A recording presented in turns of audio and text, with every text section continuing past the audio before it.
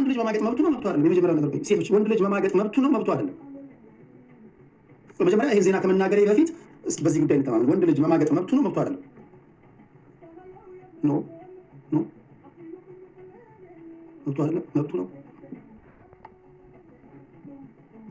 አይ ቲንክ በወንዶች ጉዳይ የሆነ አቤት ማስነሳት ያለብኝ ይመስለኛል። ብዙ ወንዶች በግል ያናገሩኛል። ቴሌ ምንድን ነው ማለት በማንኪያ ነገዶች ህግ አንድ ወንድ እስከ 4 ይፈቀድለታል። እስከ 4 ሴት ግን ኢኮኖሚካሊ በጣም ሰፊ ለማብታም ከሆነ እሱ ብቻ አይደለም። ምስክርነት ማምጣት አለ። በመጀመሪያ አንዷን አስደስታለሁ፣ ያቺ ያስደሰትካት ሴት ምስክርነት ትሰጣለች። ለሌሎቹ በጣም ተደስቻለሁ ምናምን ትላለች። ስለተናገረች ብቻ አይደለም፣ በልዩ ልዩ ጫና ውስጥ ሆና ልትመሰክር ትችላለች። መደሰቷ መታየት አለበት። ፊቷ ምናምን ተክለሰውነቷ ምናምን ያን ሲያዩ ሁለተኛ ትጨምራለህ። ሁለተኛውንም አያያዝን ካየ ከተመሰከረልህ ሶስተኛ ይጨምራል። እንደዛ ነው እስከ 4 ትሄዳለህ። አይ ዶንት ኖ በሌሎች ብሔሮች እንዴት እንደሆነ አላውቅም። አይ ዶንት ኬር። እኔ ስለ ራሴ ብሔር ነው የሚመለከተኝና እኔ ማንኪያ ብሔር ነኝ። በራሴ ብሔር ህግ ነው የምተዳደረው። የእናንተን አከብራለሁ፣ ግን እኔ ብሔር ወደ ማንኪያ ነገር ከመጣችሁ እንደዛ ነው። ዜናው ከኔ ውጪ ሌላ ጋር ሄዳል በሚል መሀልየውን እንደ ሽንኩርት ከታትፋ ገደለችው። ይሄ የሆነው ኢትዮጵያ ውስጥ ነው። ለማንኛውም የት ነው የተገደለው? ባል ምስኪን ባል አካባቢው ነግራችኋለሁ። እንደ ሽንኩርት ነው የከተፈችው። አልከፍልም ማለት አልሰጣችሁም አላቸው። አልሰጥም ማለት ገንዘብ አላችሁ። ደግሞ ሲሆን ሌላ መንግስት ይመጣል። ይሄ እኮ በቃ 20 ዓመትም ትሟገታለህ። ብር ነው፣ ገንዘብ ነው። በቂያቲ አንተ ቆይ አብይ የጴንጤ መንግስት ስለሆነ ነው የምትደግፈው? በመጀመሪያ ደረጃ 100% የምደግፈው የጴንጤ መንግስት ስለሆነ ነው። ሃሌሉያ፣ ምንም ጥርጥር የለውም። ይሄ የጴንጤ መንግስት ነው፣ የሬቻ መንግስት ነው። ነው ሬቻ ምናምን አትበል። ፋዘር አባታችን ሬቻ ምናምን አትበል። ግን ኢቨን ስለ እምነት አታውራ። እኔ አሁን ኢትዮጵያ ውስጥ የሚደረገው ግፍ የለም አለም፣ እሱን ለማወቅ ብቻ ነው የምፈልገው።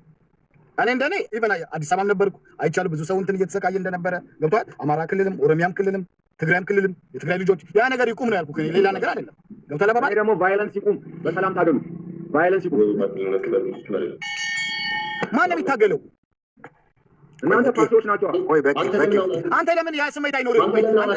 እንደ ኢትዮጵያዊ ያ ስሜት ለምን አይኖርም? በቃ ለምን አመጽ የለም? እኔ ውስጥ ከመንግስት ጋር መስማማት ነው ያለው። ከመንግስት ጋር መስማማት ነው ያለው። አመጽ ነው የለም። አመጽ እኮ ምን አመጣው? ይህ መንግስት ዘረኛ መሆኑን ታውቃለህ። ዘር ላይ ያነጣጠረ ስራ እየሰራ ነው ታውቃለህ። የጀመረው ኢሳያስ አሁን የሚባል ጆሮ አለ። እሺ ከኛ ጋር አብራችሁ አመሰግናለሁ። ነብይ ደምሳሽ እግዚአብሔር ይባርክ። ሌላ ቀንም ታስገባኛለህ። እዚህ ኢትዮጵያ ውስጥ በጣም መሽቷል እና ሰዎችም ድምጽህን እንትን እያልክ ነው፣ ተኛ እየተባልኩ ነው። እግዚአብሔር ይባርካችሁ። እሺ ሌላ ቀን እገባለሁ። ተባረክ። አመሰግናለሁ።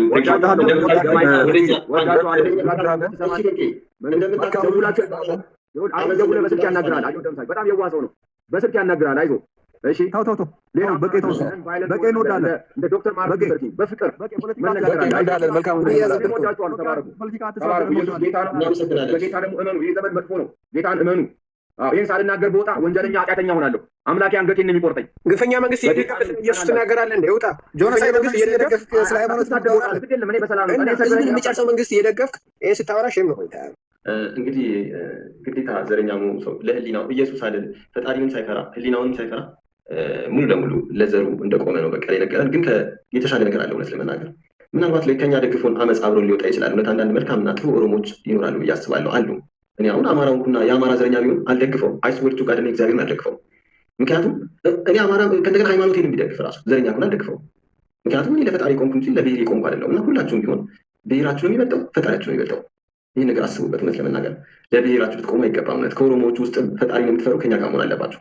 አብራችሁን አመፅ ልታስነሱ ይገባል። ይህ የሚነሳ ከባድ አመፅ ላይ አብራችሁን በመሆን ብሔር ብሔረሰብ እንኳን ሌሎቹ ብሔር ከኦሮሞዎችም በሆነች ለህሊናቸው የተገዙ ለፈጣሪ የተገዙ አይጠፉም። አብራችሁን ነው። እኛ ደምላሽ እኛ የኦሮሞ ልጆች ተዘጋጅተናል። ጦስ ነው ለወደፊት ጦስ ነው። ብዙዎቹን አቤት አፈናቅሏል። ስራ ቀም ለአመፅ ተዘጋጅተናል። ደምላሽ እኛ የኦሮሞ ልጆች ነቢ ደምላሽ እኛ የኦሮሞ ልጆች ተዘጋጅተናል ለአመፅ። ምክንያቱም ምንድነው ታውቃለህ? እኛ በእኛ ስም ህዝብን እየጨረሰ ነው። አማራን እየገደለ ነው። ትግራይን እየገደለ ነው። ይሄ ታሪክ ለእኛ ነው የሚቀመጠው። ለማ ለኦሮሞ ህዝብ ለትውልዳችን ይቀመጣል። የኦሮሞ መንግስት እንደዚህ ያደርገ ተብሎ ታሪክ ይቀመጥልናል። እኛ ደግሞ አንፈልግም። እኛ የኦሮሞ በላይነት አንፈልግም። እኛ እኩል ሆነን መኖር ነው ከማንም ጋር ከጉራጌም ከአማራም ከትግሬን እኩል ሆነን በአንድ ሀገር በእኩልነት መኖር ነው እንጂ ኦሮሞ በለጠ አማራ አነሰ የሚባል ነገር እኛ አንፈልግም። አማራ እንዲገድልልን አንፈልግም። እኛ አላክንም። ትግሬም እንዲገድለው አንፈልግም። ስለዚህ ይሄ መንግስት የሽፍታ ቡድን ስለሆነ ኦሮሞን ህዝብ ደግሞ አይወክልም። ምክንያቱም እኛ ያለንበት ሁኔታ እኛ እንደ ኦሮሞ እናውቃለን። እኛም ከኢትዮጵያውያን ሌሎች ኢትዮጵያውያን ጋር እንታገለዋለን፣ እናወርዳለን። ይወርዳል። ምክንያቱም ክሳራ ውስጥ ገብቷል። ከዓለም ብድር እየወሰደ ራሱ ክሳራ ውስጥ አስገብቷል። ይሄ ስርዓት ማለት ሽፍታ ነው፣ የተማረ አይደለም። ስለዚህ እኛም ተዘጋጅተናል። ቀጥሉበት እናንተም፣ እኛም በዚህ እንቀጥላለን። እውነት ለመናገር እንደ ጀዋር ያሉ ያፈነገጡ ብዙ አሉ። እውነት ብዙ ሰዎች አፈንግጠዋል። ግን አብዛኛው ደጋፊ ነው የዚህ መንግስት። ዋሽቷቸዋል፣ አታሏቸዋል፣ ሸጉዷቸዋል። አብዛኛው ኦሮሞ እውነት ለመናገር ይህ ሰው ዘረኛ ነው። እናንተኑ እያጣላችሁ ነው ያለው፣ ከፈጣሪ ከማህበረሰቡም እያጣላችሁ ነው ያለው እና እባካችሁ በእውነት ለመናገር እኛ የኦሮሞ ጥላቻ የማንም የለብንም፣ ግን ዘረኛ አንፈልግም። ይህን ችግር ያመጣው ደግሞ ይህ መንግስት አብይና ካድሬዎች ናቸው። ስለዚህ የምንቃወመው ህገ መንግስቱን አብይንና ካድሬዎችን ስርዓቱ ነው። ስለዚህ ህዝብ ለህዝብ ችግር የለበትም። ምክንያቱም አብይ አህመድ ስልጣን ላይ ሲመጣ የኦሮሞ ወጣትና የአማራ ወጣት የኦሮሞ ደም የአማራ ደም ነው ብለው ህወሓትን ተፋልሞ ነው እሱ ስልጣን ላይ ያስቀመጡት። ግን እሱ ስልጣን ላይ ከገባ በኋላ በህዝቡ ስም ተጠቅሞ ሌላ ህዝብ እየጨፈጨፈ ነው ያለው። ስለዚህ በሁሉም ቦታ በቃ ተዳክሟል። በሁሉም ቦታ አመፅ መምታት አለበት ከዚህ በኋላ።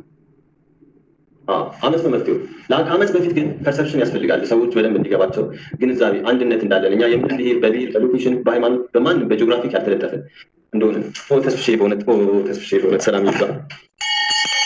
ሰላም ይብዛ።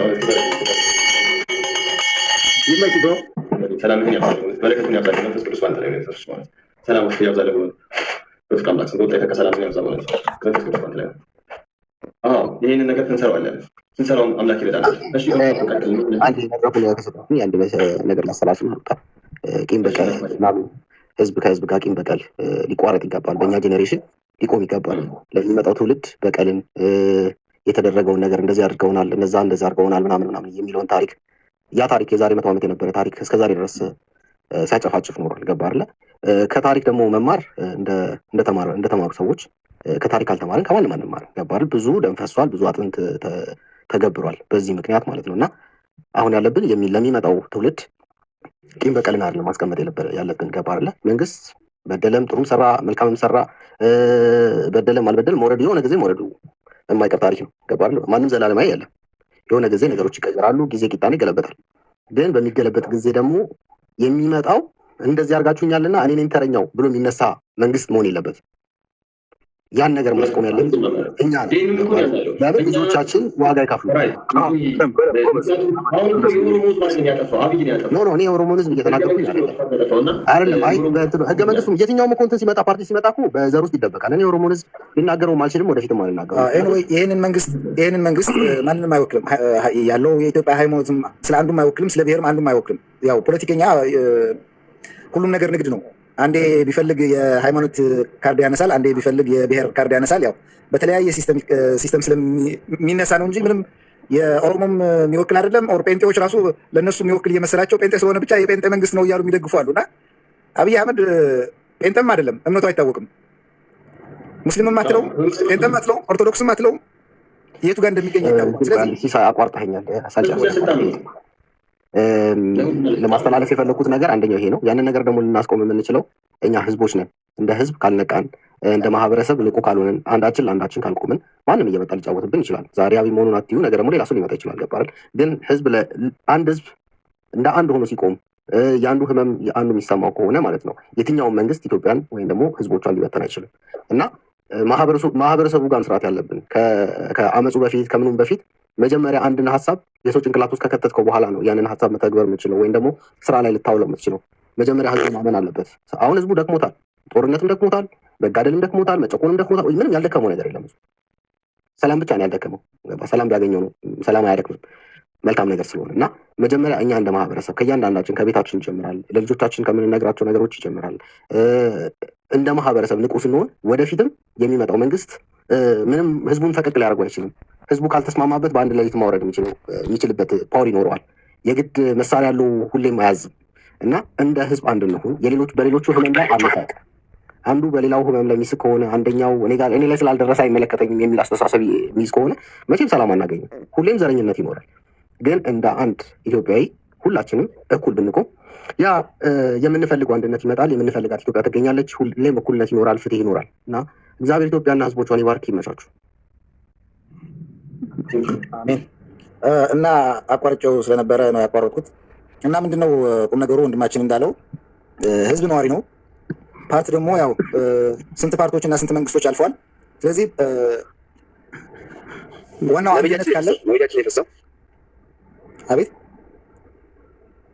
ዋናው አንድነት ካለ ያው ይሄ መንግስት ለኦሮሞም አልጠቀመም፣ ለትግሬውም አልጠቀመም፣ ለማንም ብሔር የሚጠቅም ስላልሆነ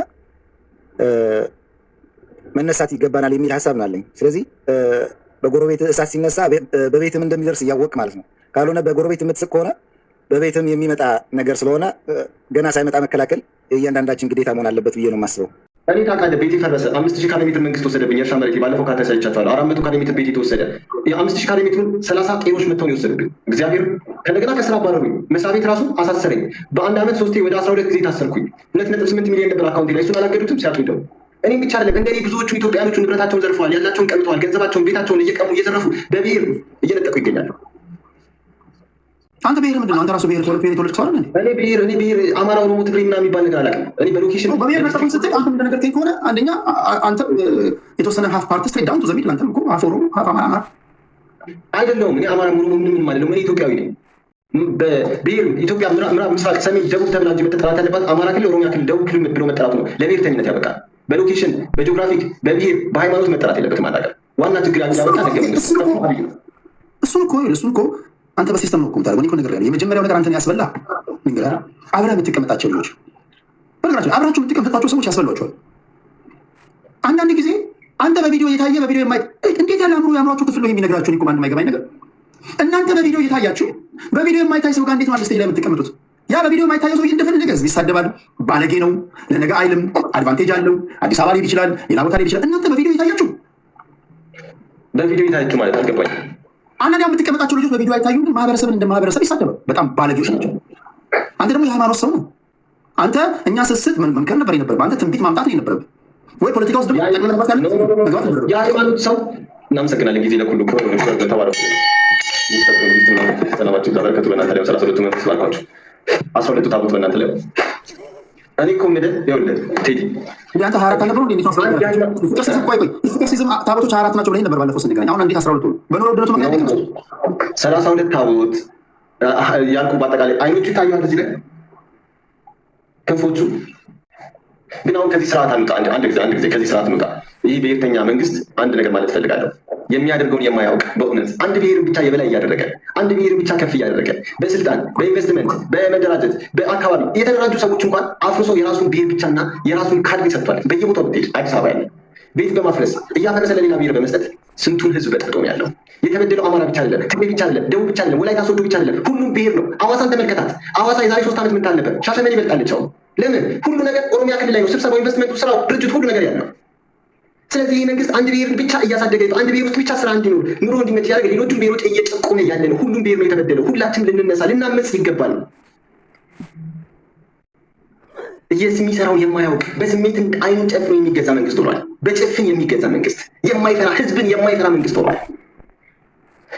የሚያደርገውን የማያውቅ መንግስት ሆኗል። በእውነቱ ኦሮሚያ ካልተማርክ ስለ ኦሮሚያ ካልተሰከል ስለ ኦሮሚያ እንዴ ህፃኖቹን ሁሉ በቋንቋ ሊሞቱ ነው። ሳይንሱ የለ፣ ፊዚክስ የለ፣ ኬሚስትሪ የለ። አንድ አማርኛ አንድ ኦሮሚኛ ሲማሩ እውቀቱ ለምሳሌ ኬንያ አንተ በእንግሊዝኛ ስትሰብክ ታይታል እየሰባበርክ እውነት ነው። ታይታል ሰብክ ያለው ታንዛኒያም ሰብክ ያለው አልተደበቀም። አሁን እንግሊዝኛ ለመማር ጥረት እያደረግክ ነው። አሁን ዋናው ነገር በየትኛው ጥያቄ ነው የምጠይቅህ። ከዛ ትመልሳለህ። አሁን ኬንያ ጎዳና ላይ በእንግሊዝኛ ሰባብረህ ለመስራት ስትሞክር ታይታል። ኦሮምኛ ቋንቋ ብትማር ምንድን ነው ችግሩ? ኦሮምኛ ቋንቋ ብትማር ምንድን ነው ችግሩ? እንደውም አድማስ ይሰፋል፣ ተከታዮች ይበዛሉ። ኦሮሚያ ክልል ገብተህ እኔ ይኸውልህ ካለ ፍላጎቴ ምን አለብኝ? ጣሊያንኛ በማር አይሻልም? ፈረንሳይኛ የሚጠቅም ነገር በማር አይሻልም? እንደ ዓለም አቀፍ ነገር ምን አለብኝ? ልጆች ምን አለብኝ? የማይጠቅም ነገር መማሩ ለምን? የማይጠቅም ነገር ለምን እማራለሁ? ለምን ጊዜ አባክናለሁ? እድሜን እጨርሳለሁ። ገንዘቤ እንዴ ምን ይጠቅመኛል? ነገር ኦሮምኛ ይጠቅመኛል? እኔ አሁን ከአንተ በላይ አላውቅም። ግን ይሄ ቋንቋ ሲጀምር ቋንቋ ባለቤት የለውም። ቋንቋ ባለቤት የለውም። ቋንቋ የተናጋሪ ነው። አንተ ኦሮምኛ ብትናገር፣ ትግርኛ ብትጨምርበት፣ አማርኛ ብታክልበት፣ ወላይተኛ ብትናገር፣ እንግሊዝኛ ብትጨምር እንደ ቦነስ ነው። እንደውም አንተ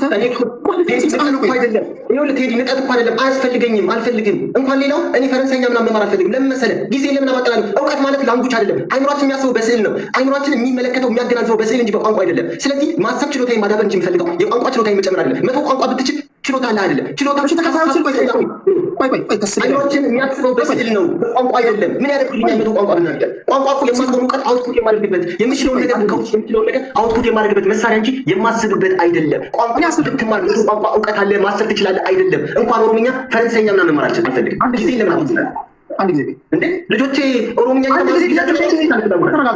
ኬንያ ጎዳና ላይ በተሰባበረ እንግሊዝኛ ስትሰብክ የነበረው ለምንድን ነበር?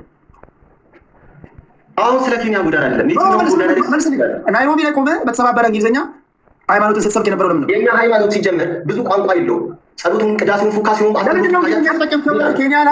ኬንያ ላይ በእንግሊዝኛ ለምንድን ነው የሰበከው? ለምን በአማርኛ አልሰበክም? ወይ ለምን በወላይትኛ ወይ በትግረኛ ለምን አልሰበክም? ምክንያቱም እንግሊዝኛ ስለሚናገሩ። አየህ፣ እውቀት ሳይሆን አድማጮች ሊገባቸው በሚለው ቋንቋ በሚችሉት ቋንቋ ባንክ ችግር የለውም። አስተርጓሚ አጠገብ ያስቀምጣለሁ። እንግሊዝኛ የሚናገር ሰው እየነገርኩት ይተረጉማል። ምን ችግር አለ እንዴ? ወደ አንተ መጣሁ። በቂ ደስታ ነው። ቋንቋ መግባቢያ ነው።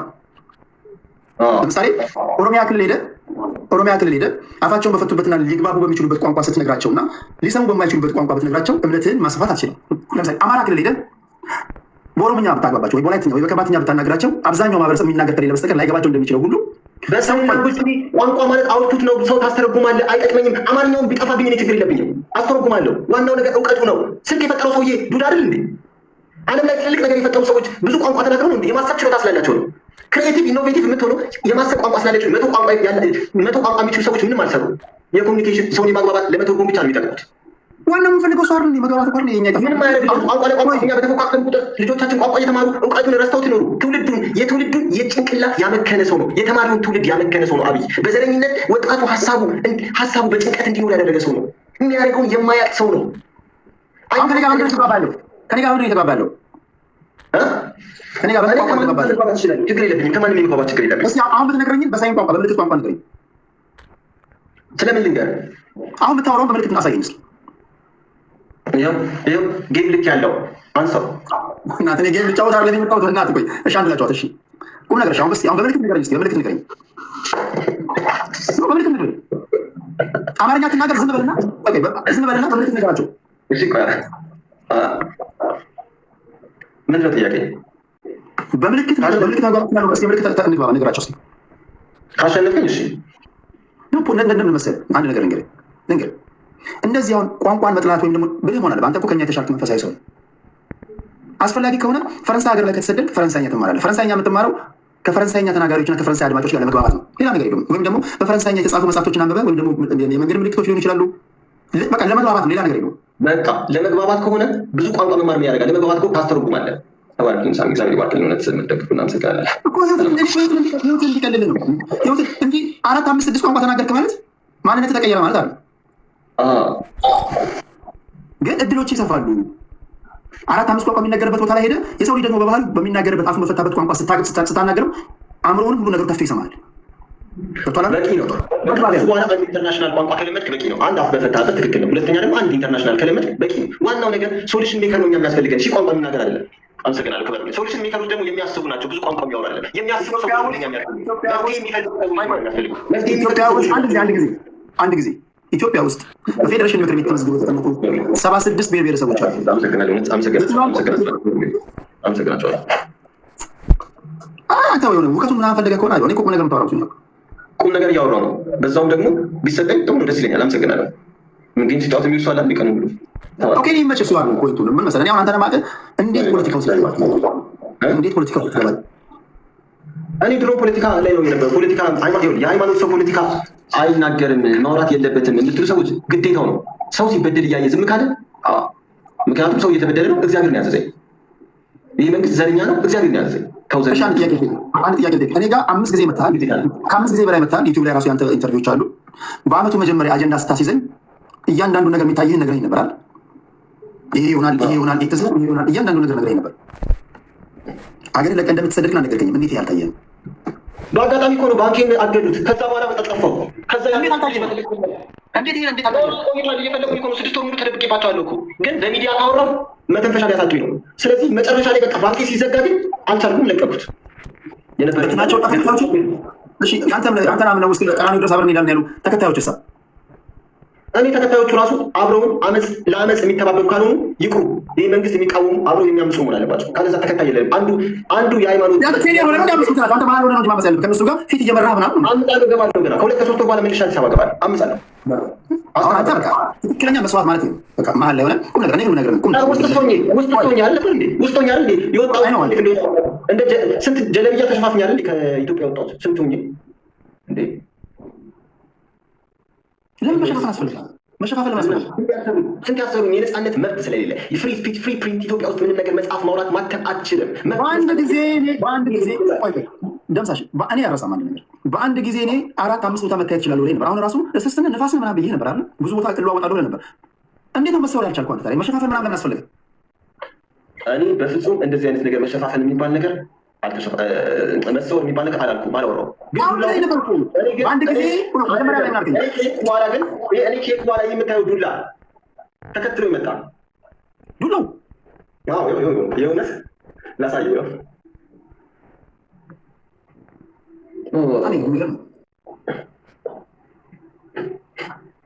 ዞር ስላገኘሁት ለራሴ ተነገርኩኝ። አሁን አይሆንም ብሎ የሚከራከር ይኖራል ታውቃለህ። እኔ ካመናችሁ መኑ ካላመናችሁ አትመኑ። እውነታው ግን አሁን የሚጠራጠር ይኖራል ማመን ይኖራል። እና እኔ እንግዲህ ምን እውነት ለመናገር ፈጣሪ ብዙ ታምር ሰርቷል። ይብቃምላክ ይመስገን። ያ ደምሳሽ እኔ እንዴት መሰለህ ወደ እንትኑ ስንመጣ አንተ አሁን ሰው የሚያውቅህ በምን ነበር መሰለህ? ነቢ ደምሳሽ የተለያዩ ቦታዎች ራሱ ኢንቫይት የተደረግ ስትሄድ ሰዎች የሚያውቁ ሰው ደህና ለምዶልህ ነበር። የሆነ ሳለ ቡጢ ሰነዝሩብህ ነበር፣ ያሳዱ ነበር ምናምን። አሁን ህዝብ ጋር እየገባ አንዳንድ ቦታው ላይ ትጋበዛለህ፣ እየቀለድክ ፖለቲካዊ ነገሮችን ታስተላልፋለህ። ሰው በብዛት አንተን የሚያውቅህ በፍቅር ሲዝም ሃይማኖት መስራችና ባለራዕይ መሆንህ ነበር። በአንድ ጀንበር ግን ፖለቲካ ውስጥ ገባ። ይኸው ድሮም ሳውራ አይታል ፖለቲካ የዛሬ ዓመትም 2 ዓመትም የዛሬ 3 ምናምን ብቻ ከአንተ ጋር የዛሬ 2 ዓመት አውራ ነበር ፖለቲካ። እንዴ ስንት ታሰብኳል። ተስፍሼ በእውነት አመሰግናለሁ። ክበር ሰላም ይብዛ። መንፈሱን በበረከቱ ባንተ አንተ ቤት መጥቻ አላወራም እንዴ? እነ ነው ቤነት እንዴ መጥቻ አንተ ጋር ብዙ ጊዜ ፖለቲካ ሳውራ ነበር። ወደ 10 ምናምን ጊዜ ታስሬያለሁ አይደል? አብይ ከመጣ እኮ በህይወቴ ታስሬ የማላውቀውን እስራት ነው የታሰርኩት። እንዴ እንደ ጉዳይ ታሰርኩት በአብይ ዘመን ቂርቆስ ክፍለ ከተማ ከስራ አባረውኛል። የ2 ወር ደሞዜ ቆርጠውብኛል። መጨረሻ ሲመራቸው አሳሰሩኝ። መስሪያ ቤቱ ራሱ አሳስሮኛል። ቂርቆስ ክፍለ ከተማ ሁላችሁ እንዴ አንድ መስሪያ ቤት ሰውን ያሳስራል። ይህን ያህል ነፃነት ስብሰባ ላይ ምን ላይ ስራወራ ሲጀመር ገና ከጀምሮ ራሱ ቀጠረ ራሱ ትክክል አይደለም ተከራክሪበት እዚህ ላይ እኔ እኮ የተወሰነ ማስተር ኤሜ ወልደር እኮ ነኝ ገና አንተ ወንድ ሆነህ እንዴት ነው ሲጀመር አንተ ሴቶችና ህጻናት ቢሮ ይቀጥሉ ነበር። የትምህርት ማስረጃ በሙሉ ቂርቆስ ክፍለ ከተማ ላይ ሄዳችሁ አጣሩ ከፈለጋችሁ። ፒኤችዲ ሁሉ ጀምራለሁ ያቋረጥኩት ምን ትምህርት አይደለም ዋናው ማስተር ነው የሚለው ማረብ ሀገር እኮ ነው ታውቃለህ። ምሁር የማይበረክትበት ሀገር ተምሬ የሚሾመው ሌላ በብሔር ነው የሚሾመው። እንዴት አልናደድ? እኔ 10 ዓመት ሰርቼ የሚሾመው ሌላ እርር አልኩኝ። ስለዚህ እናገራለሁ ስብሰባ ላይ 10 ያስሩኛል። ደሞዜ ይቆጣል። እኔ እኮ ግራ ይገባኝ። ደምሳሽ እሺ አሁን ደምሳሽ እኔ አሁን ብዙ ሰው እኮ ግራ የሚገባው አሁን አንተ ይሄ ሁሉ የትምህርት ማስረጃ አለ። አሁን አንተ ቢሮ ብትሄድ ፋኖ ራሱ 4 ኪሎ እኮ ቢገባ በቁም ነገር አለ ወረቀት ማሳየት ትችላለህ። የተማረኩበት እኮ አንተ ቢሮ ቀጠሮ እንደምትሄዳው ማን ያምናል? ደምሳሽ ነገር ስራ እኮ ቢሰወርብንስ ምናምን ብሎ ቁጥር ቃል ይገባቸዋል። ምን እንዴት ያምኑሃል? አንተ እንዴት አምነው ስራ ይቀሩ? ምን አገባቸው ስለኔ? የሃይማኖት ጉዳይ ምን አገባቸው? ይሄም አሁን አገራዊ ጉዳይ ሁላችንም አይደለም። ሃይማኖታዊ ጉዳይ ለብቻ የማመልከው ነው። ምን አገባቸው? እነሱ የቀጠሩ ጭንቅላቴ ነው ወይስ ሃይማኖቴ ነው? ሁሉ ስትሄድ አንተ ዱላውን ይዘህ አለባበስህን ምናምን ምን አገባቸው? እንኳን ዱላ ምንም ይዤ ለምን አልሄድም? የሚፈልጉት ሃይማኖት አንተ ሴኩላር እኮ መሆን ያለብህ አንተ አሁን ቢሮ ስትገባ እምነትህን በቤት አስቀምጠህ ለምን ሙስሊሞች ተሸፋፍነው መስቀል አድርገው የሚገቡት? ሁሉስ ምንስ ቢሆን መብቴ ነው። ለምን እከለከላለሁ እንዴ? ምን አጠፋው? ወንጀል ሰራው? መንግስትንም ቢሆን የመናገር መብት አለኝ፣ ግን ደደብ ለሆነ ሀገር መብት የለኝም። እሱ ልክ ነህ። ግን ያንተ እኮ አሁን እስልምናም ኦርቶዶክስም ፕሮቴስታንትም ካቶሊክም ተመዝግበዋል። ሰላምና ይህ ምንድን ነው 3000 ሰው አስፈርሜ እኮ ነው የከለከሉኝ። ተመካክረው አይቻልም አሉ ከንቲባ ጽሕፈት ቤት ሰላም ሚኒስቴር። ከዛ በኋላ በሱም ጦስኩኝ። 15 ሰው ይጎለኛል አልክም እንዴ? ሁሉንም ያኔ ኮሞሊቲ ወሰድኩ። ወረቀቱ ሁሉ ነገር አለ ፕሮፋይል ላይ ወሰድኩላቸው። አይቻልም ማለት ነው። ተመካክረው ከለከሉኝ። ሁሉ ነገር እኮ ለዚህ መንግስት ካልሰከስክ አይፈቀድልህም። አንተ ሚዲያ ላይ ትክክል እያወራ አይደለም። ሚዲያ ላይ ያለ ነገር አስተካክል መጀመሪያ ብለው በግልጽ ይነገሩ። ብዙ ጊዜ ታስራል። ከመንግስት ጋር ያለ ነገር ካላስተካከልክ አንተባበርም ያለ በግልጽ ስንት ግን ፍቃድ ያላቸዋል 90 ምናምን የማይታወቁ ፍቅር ሲዝም እና ኢትዮጵያ ውስጥ የማይታወቁ ብዙ ፍቃድ ያላቸዋል ብዙ። እኔም ከለከሉ። ታዲያ ሀገር ነው ምንድን ነው የሚባለው? ይሄ አንተ እንግዲህ አሟልት 15 ሰው ሁሉ ያን 15 ሰው ሞልተህ ሄደህ አንመዘገብን ብለው ከሆነ አመት ተኩል የፈጀብኝ ያገኘሁት ገንዘብ ለሱ ጨርሻለሁ። አመት ተኩል በየክፍለ ሀገሩ እየወሰድኩ ሳስፈርም መታወቂያ ስቀበል እየሄድኩ ሳስፈርም አመት ተኩል የፈጀብኝ ስራ ነው የከለከሉኝ። ንቅልን ያደረጉኝ ምን ላሻ አሁን በምን ሁኔታ ላይ ነው ያለው? ምን በምን ቦታ እንዴ ታንዛኒያ እንዲሁ ኡጋንዳ እንዴ ኬንያ እያልኩ የተሽከርከርኩ ነው ያሉት። ደልተዋል። አሁን ለመቀየር አስቤያለሁ። እስኪ በዛት ታንዛኒያ፣ ዩጋንዳ፣ ምስራቅ አፍሪካ የምታካልል ከሆነ አንተ ታዲያ ደልተዋል። ድሎት ላይ ነው ያለው። ምን ላድርግ? ለሴፍቲ ብዬ ነው። ሴፍቲ ነው። ሌላም ደልቶኝ አይደለም። እግዚአብሔር ነው የሚያውቀው። እንዴ ገንዘቤን፣ ንብረቴን፣ ሀብቴን ሁሉ ነገር የወሰዱት የሰራሁበትን ስራ ልምድ ከ10 ዓመት በላይ እኔ መሾ የጽህፈት ቤት ኃላፊ አድርጉኝ ብዬ በተናገርኩ አይደል እንዴ የእስር ቤት የወሰዱት። አንተም ብሎ ጽህፈት ቤት ኃላፊ ብሎ እንዴት ደፍረህ ትናገራለህ ብሎ አላሰቡኝም እንዴ በዚህ የቆስ ክፍለ ከተማ። ምክንያቱም ከኔ በታች ያሉ ሰዎች እኔ ማስተር ሲሆን ዲፕሎም ያለው ያስተዳድረኛል። ምን ላድርግ? እውነቴን እኮ ነው የተናገርኩት። አንተ እኔ ግራ እኮ የምታጋባን ደህና ቢዝነስ እየቀደድልህ ነው። እኔም እዚህ ተፍተፍ እያልኩልህ ነው። አንድም ሁለትም ሰው እያመጣሁልህ ነው ዲያስፖራ። ፍቅር ሲዝም ላይ ፎከስ አድርገህ መስራት ሲገባ የመንግስት ስራ ምን ያደርግልሃል? የመንግስት ስራ በደሞዝ የከበረ እኮ ሙሰኛ ምናምን ካልሆነ በስተቀር እኮ የለም። አንተ ምን ያደርግልሃል? እኔ መንግስት ስራ የምሰራ የነበረው አካል ጉዳተኛ አረጋውያን የመሳሰሉት ላይ ነው። በጣም ብዙ አካል ጉዳተኛ አረጋውያን ቂርቆስ ያሉ በሙሉ እነሱን መንከባከብ፣ ስልጠና ማሰልጠን፣ አዌርነስ ግንዛቤ ምናምን መስጠት ነው። ስለዚህ ስራ ፍቅር ሲዝም አሁን ያስጠኔ ገብቶኛል። እነማን እንዳስገዱ ገብቶኛል። ተበልታል። አንተ አሁን ማረፈልብን አንተ የኤንጂኦ ምናምን ይሄ ነገር ሪከርድ እንዳይደረግ አንተ ብቻ ነው ነገር ፍቅር ሲዝምን ከኤንጂኦ ጋር ታነካከዋል። ገባህ? መባ ተሰበስብ። እዚህ ጋር ደግሞ ችግርተኛ ሰዎች አሉ፣ እዚህ ጋር አካል ጉዳተኞች አሉ፣ እነሱን መርዳት አለብኝና እዚህ ጋር ደግሞ ቢያንስ ለጽድቅ እንዲሆናችሁ ለነፍስ እንዲሆናችሁ ምናምን ትላለህ። እንደዛ ነው ስራው የሚሰራው። በጎን ምን አደረግህ ማለት ነው? ኤንጂኦ ከፈትክ ማለት ነው። ኤንጂኦን ታስመዘግበዋለህ። ከዛ በኋላ ደግሞ የራስን ሰዎች ትሾማለህ፣ ዳይሬክተሮች ምናምን ትሾማለህ። በወር ተቆማል። መታጣው እሱ ፍቃድ አልሰጡኝም እኮ ሁሉ ነገር ፈርተው አልሰጡኝም። ልመጣልህ ነው አንተ መጀመሪያ ለአንድ መንግስት መሽለጥለጥ አለብህ እዛ ጋር እንዴ እላለብኝ እንዴ ካለ ፍላጎቴም ሆነው ካለ ስሜቴም ሆነው ወይ ሙሉ ለሙሉ ፖለቲካ ውስጥ ገባ፣ ወይ ሙሉ ለሙሉ ፖለቲካ ውስጥ አልገባ፣ ወይ ሃይማኖት ውስጥ አልሆንክሽ። እንዴት እያዘናጋው እንግዲህ አሁን ዞሮ ዞሮ የአመፅ ፕሮግራም ነው። አመፅ የማስነሳት ስርዓት ነው። ሁሉም ብሔር መጀመሪያ ግንዛቤ እንዲያገኝ ነው። ይህ መንግስት ሁሉንም እየበደለ ነው። ከትግራይ ጀምሮ አማራ አልቀረ፣ ደቡብ አልቀረ፣ የአዲስ አበባ ልጅ አልቀረ፣ እያንዳንዱ በዚህ ብሔር ያልተጠቃ የለም፣ ደቡብ ላይ ሁሉም ላይ። ስለዚህ ማህበረሰቡ እንዲገነዘብ ነው። አንድ ውሳኔ መወሰን አለብን በቅርቡ። አንድነት ነው። ይህ የአማራ ትግል አለም፣ የትግራይ ትግል አለም፣ የአዲስ አበባ ልጅ ትግል አለም፣ የሐዋሳ ትግል አለም፣ የሁላችንም ትግል አድርገን ማየት ይኖርብናል። ከማን ጋር የምትታገሉ? ሁላችንም አድማና አመፅ ማስነሳት አለብን። ካለዛ ዝም ካሉት አናታችን ላይ ወጥቷል። መንግስት የሚያደርገውን የማያውቅ ደፍሮናል፣ ሸንቶብናል። እውነት ይህን ሁሉ ህዝብ አሳንሶ ነው ያየው። የሚያደርገውን የማያውቅ ህዝብ አድርጎታል። አንድነት ይኖራል። ለምንድን ነው በክፍተት ተመቸው? አማራ ላይ ብቻ ይላል፣ ትግራይ ላይ ብቻ ይላል። አንዱ ይህ ተመቸው መከፋፈል ኦሮሞስ የተገደላል። ኦሮሞስ የተገደላል። ምን ይገደላል? ከኦሮሞ የተወሰኑ አሉ። በእርግጥ እውነት ዘረኝነትን የሚጠይፉ ይኖራል። ዋናው ሰላቴ መንግስት ከዘረኝነት እያጠረ ይህ መንግስት ነው ዋናው ጠላት። ሁሉ ነገር እየሰራ ከባድ የሆነ ችግር እየፈጠረ ስማኝ፣ ዝም ብለህ አንተ ከተማ ልጅ አይደለም። ከፖለቲካ ስትሰራ አዲስ አበባ ነው የተወለድከው። ፖለቲካ እንዴት እንደመስራት እንዳለብህ ማወቅ አለብህ። ብልጽግና ከሆነ ጠላትህ ከብልጽግና ጋር ነው ትግል ማድረግ አለብህ። አሁን አንተ መታገል ያለብህ ብልጽግና የሚባልን ፓርቲ ከስልጣን ማስወገድ አለብን። እየሰማኝ ነው? ከህዝብ ጋር ከሆነ ይህ ትክክለኛ ጤነኝነት ማር የሚሆነው ለአንተም ጥሩ አይደለም የሚሆነው። ስለዚህ ነገ የምትመሰረተውን ፓርቲ የሶሻሊስት ኢትዮጵያ ፓርቲ ነው መመስረት የምትፈልገውን ፓርቲ ከሆነ ነገ ኦሮሞንም፣ አማራንም፣ ትግራይንም ሁሉንም ኢትዮጵያውያኖች በጋራ የሚያስተዳድር የምትለው ነገር ዘረኝነትን የሚያስወግድ። ስለዚህ አንተ አሁን መታገል ያለብህ ማናጅመንት ለመቀየር ነው። ማናጅመንት ታውቃለህ አይደል? ኢትዮጵያ ፋብሪካ ናት ብለህ ብትወስድ ብልጽግና የሚባለው ፓርቲ ማናጅመንት ነው፣ ማኔጅ እያደረጋት ነው። ስለዚህ ሀገሪቷን ወይም ነዋሪዎቿን ሰራተኞቹን ሳይሆን ማናጅመንቱን ነው የምትቀይረው። ያን ህግ ለመቀየር እኮ ትክክል እኮ ነው። ዋናው የተሳሳተው ማኔጅመንቱን የሚመራው ማን ነው? ማነው በዘረኝነት እንዲጨማለቅ ያደረገው? አብይ ብልጽግና ተቀይሯል። ብልጽግና ቀይረው እኮ ህገ መንግስቱና ብልጽግና ነው እንጂ የኦሮሚያ ህዝብ እኮ ነው አላልኩም። ለራሳቸው ስልጣን ማራዘም ስለፈለጉ ለራሳቸው ኮድ ስለሆነ ዋናው ነገር ህዝቡን የህዝቡን መጣላት፣ መጋጨት፣ ብሔርተኛ መሆን ምናምን አያሳስባቸውም። እነሱ አንድ ብሔር ላይ ተለጥፎ ስራ መስራት ነው። አንድ ብሔር የበላይ አድርጎ ስራ መስራት ነው። ሌሎቹን መውቀጥ ነው። እየተረገጡ እየተወቀጡ የበታችነት እየሆኑ ያለባቸውን ችግር አይታቸዋል። ኮምፕሊንግ ታብታባሉ የተሰባቃቸው ይህ ሁሉ ነገር ባንክ ስንት ብር ነበር? 2.8 ሚሊዮን 2,800,000 ብር።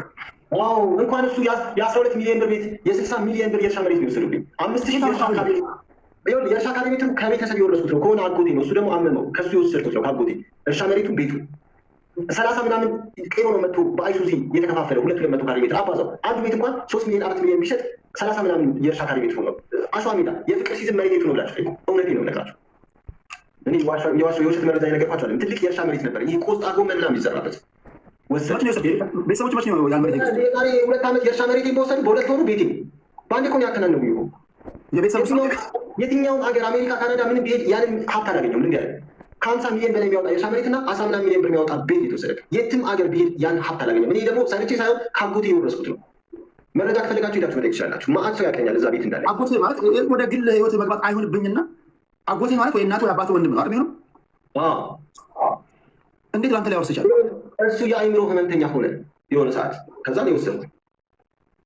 ቆይ ይሄ ሪከርድ እንዳይሆንና አእምሮ ህመምተኛ ስለማንተ ያሳበድከው አይደለም። ትንሽ ብቻ አይምሮና ማድረገው በቃ ከዛ እኔ የተረከብኩት መሬቱ እንዳለ እግዚአብሔር እነሱ በደርግ ጊዜ በደርግ ጊዜ የተሰጠው መሬት ነው። ካርታ ያለው የእርሻ መሬትና ካርታ ያለው ቤት ነው የምነግርህ። አሸዋ ሜዳ አካባቢ ሄዳችሁ የፍቅር ሲዝም መሬት የእርሻ ቦታ የት ነው በሉ።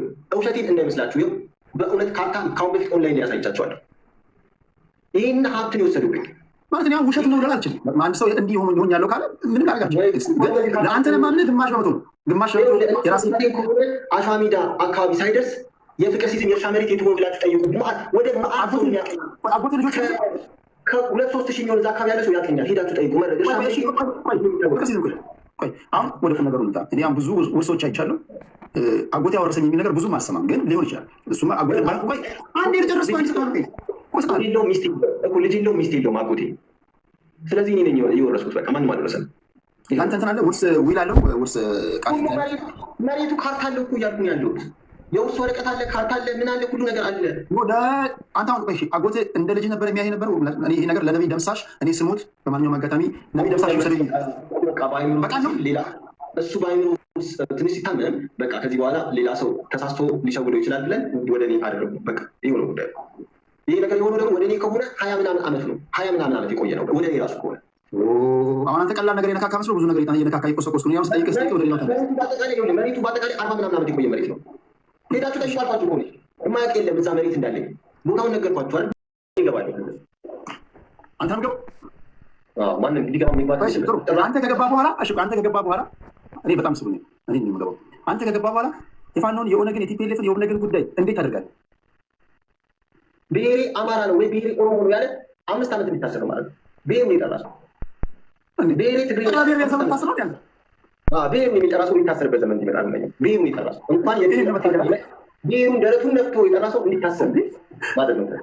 እና አማራ ላይ ታስራችኋል?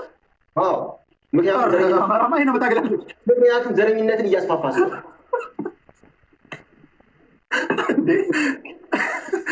አንተ ነው መታገል እያሉ ሳይበስል እዛ በቀጠሉ እያሉ ስለዚህ ብሔራቸውን እንዲጠራ ፈቅድ ማለት ያሳስራል። የሚመጥቀል ሳይሆን ያሳስራል። ተጠንቅቀው እንዲኖሩ ነው የሚሆኑት።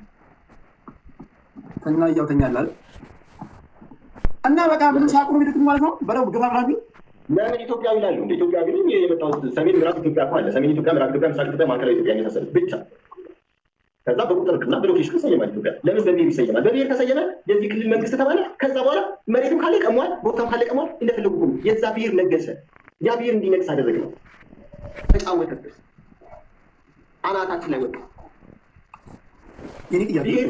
ብሔርን ግድግዳ ላይ የምናየው ልክ እንደ እቃ እንደ ምግብ ዕቃ ግድግዳ ላይ የምናየው የከሌ ግድግዳ ላይ የምናየው ጌጥ እንጂ መሆን የነበረበት ስልጣን መሆን አልነበረበት። እንዴ አናታችን ላይ እና ከነዚህ ሰዎች ጋር ተቃልተህ አንድ ቀን ታድር ይመስላል። አንተ ማይሆን ነገር እኮ ይገፋል። ግዴታ ነው። ይህን የማይስማማ ሰው ከሞት እስከ መገደል ይደርስበታል። ምክንያቱም ግዴታ ነው። አሁን ከመጣው ጣጣ የሚመጥ ነገር የለም። አሁን የመጣብን ችግር ምንድን ነው? በዚህ ችግር ወጣ እንዴ ይሄ ነገር አድጎ አይደል እንዴ? ጭራሽ አብይ ደግሞ ሎኮ ሰው ነዳጅና ክፍት አድርጎ አቀጣጠለ። ህገ መንግስቱ አንድ ችግር ነበረ። እሱ ሎኮ ሰው ቤት በኩል እሺ ሰዎች አማራ እንዳይሉ የምትከለክል ኮንፍሊክት ነው አንድ ጊዜ ኦሮሞ እንዳይሉ የምትከለክል ከሆነ ስልጤ፣ ጉራጌ ምናምን እንዳይሉ ትግራይ እንዳይሉ የምትከለክል ከሆነ የምታሰልፋቸው ሰዎች ከየት የመጡ ናቸው? በእውቀትና በችሎታቸው ብቻ ይሆናል። አንድ ሰው ማኔጀር የሚሆነው የአስተዳደር አለቃ የሚሆነው እውቀቱ ተፈትሾ ታይቶ እንጂ ብሔሩ ተፈትሾ ታይቶ አይደለም። አሁን እኮ ትምህርት ወደቀ። ምን ሆነ? ብሔር ሆነ። አንተ ጥበብ ቢኖር ችሎታ ቢኖር ክሎት ቢኖር ብሔርክ ነው ወደቀ። ጠበኛ ብትሆን ዋይዝ የሆነ ክሬቲቭ ሶሉሽን ብትሆን ሀሳብ የምታመነጭ ብትሆን ብሔር ነው የሚታየው። ኢትዮጵያ ውስጥ ጥበብ ዊዝደም የሚባለው ነገር ሞተ፣ ተቀበረ። ዊዝደም ሞቷል ኢትዮጵያ ውስጥ። እኔ አንድ ነገር ልንገርህ፣ ብሔርተኝነት እንዴት እንደምታጠፋ ልንገርህ። ይሄ ብቻ ነው ነገር ሌላ አንደኛው አንድነት፣ ሁለተኛው ጠንካራ ህግ ብቻ ነው ወንድሜ። የብሔርተኝነት እሳቤን የምታጠፋው ብዙዎቹ ማዕቀፍ ማለት ነው። በዚህ በጉልበት በእልህ በመፈክር ምናምን አለ። ብሔርተኝነት እንዲጠፋ ፖለቲካው የሀሳብ ፖለቲካ እንዲሆን ከፈለግ ብሔርተኝነት የምታጠፋው በፍቅር ነው እኮ። አንድነት በማምጣት እኮ አልኩ። አንድነት የሚመጣው ደግሞ ብሔርተኝነት አስራለሁ እያልክ አይደለማ። እህት ወንድም በመሆን አልኩ። ሁላችንም እህት ወንድም ነው። እከሌ ነኝ ብሎ በዛ ላይ ማናፋት፣ መጎረር፣ ማቃራት ሳይሆን አንዱ ሲነካ ሊያመን ይገባል። አንዱ እንደዛ አይነት ስሜት ማምጣት አለ። ያ ነው ፍቅር ማለት። ያ እኮ ነው ልትወልድ። ሁላችንም እህትና ወንድም ነን። እሺ ወደ ሌሎች እያጠቃለን ስለሆነ ወደ ሌሎች ፐርሰናል ጥያቄዎች ይምጣ። አንዳንድ ጥያቄዎች የግል ጉዳይ ነው ምናምን ካልክ ይለፈኝ ማለት ነው ይጠበቃል። እሺ ታፕ እያደረጋችሁ ለፍቅር ሲዝም ጋር ደግሞ እያደረጋችሁ ታፕ እያደረጋችሁ በቅርቡ ፍቅር ሲዝም ትንሽ ሰፋ ያለ ፈንድሬዝ ምናምን እናዘጋጃለን። የሆነ መድረክ ይዘጋጃል ፍቅር ሲዝም። በተለይ አሁን ምንድነው የተሰደደው እስከገባኝ ድረስ ለሃይማኖቱ ሲል የሚከፍለው መስዋዕትነት ነው። ምን ጊዜ የሚያፈራ ፍሬ ድንጋይ ይበዛበታል። ፍቅር ሲዝም ገና ከጅምሩ አጀማመሩ ማቆጥቆጥ ያስፈራቸው ድንጋይ እየወረወሩበት ነው። በዚህ ምክንያት ይሄ ወንድማችን ሀገር ለቆ ተሰዷል። ነቢ በሀገሩ አይከበርም እንጂ በሀገሩ ተገቢውን ክብር ስላላገኘ ዋጋ እየከፈለ ነው። ስለዚህ ይህን አስመልክቶ በዚህ መሪ ቃል በዚህ መፈክር ትልቅ የሆነ የገቢ ማሰባሰቢያ እናደርጋለን። ዳሊዋን ለምትወዘው ሴት ዝም ብለህ ጊፍት ምናምን ትለቅኝ። ፍቅር ሲዝም እኮ በዓለማችን ላይ ብቸኛው ነብይ ነው። በነገራችን ከ30 በላይ ትንቢቶችን ተንብየው ስንቱን ይሳካል? ከ30 በላይ ምርጥ ትንቢቶች አምጥቶ ስንቱን ይሳካው? ከ30 ከ20 በላይ ተሳክቷል። ዛሬ እኮ አንዳንድ የምታያቸው ነቢያቶች እንኳን አይደለም የመጪውን ጊዜ ያለፈውን ጊዜ እንኳን መተንበይ ይኳቸው። ስለዚህ ዲያስፖራ ዝም ብለህ እዚህ ጋር በሜካፕ አብዳ ለመጣች አሸንጉሊቱ ሰው ለማጣቅ ዝም ብለህ ትገፋለህ። ፍቅር ሲዝም ክብራትና ክብራ መደገፍ አለበት። ልዩነቱን ምንም ይጎርበት። በነገር ላይ ኦሮሞዎች ራሳቸው በብዛት ይደግፈዋል፣ ይወደዋል ይመስለኛል። ክፉ ሀሳብ ይተናል። ሁሉ ብሔረሰቦች ይወደዋል።